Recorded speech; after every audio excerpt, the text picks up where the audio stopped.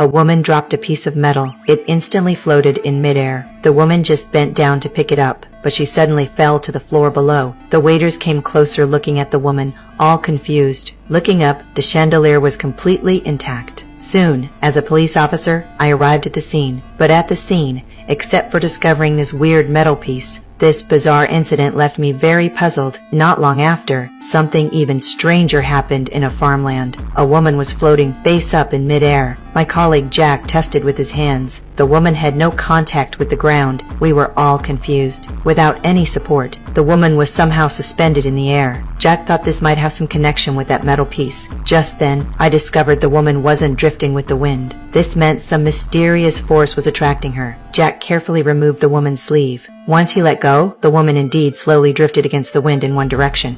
We followed the body all the way. Before long, we indeed discovered an even more terrifying phenomenon. Several bodies were floating in midair like balloons along with the straw. We packed all the bodies and brought them back. Then something strange happened. The bodies actually still had consciousness, but they had no heartbeat or pulse. Then we returned to the scene. We conducted extensive searches of the surroundings. Indeed, in the forest we found another body. The body's expression was very peaceful. Walking further in, we saw a huge fragment of wreckage. The next day, even stranger things started happening in the city.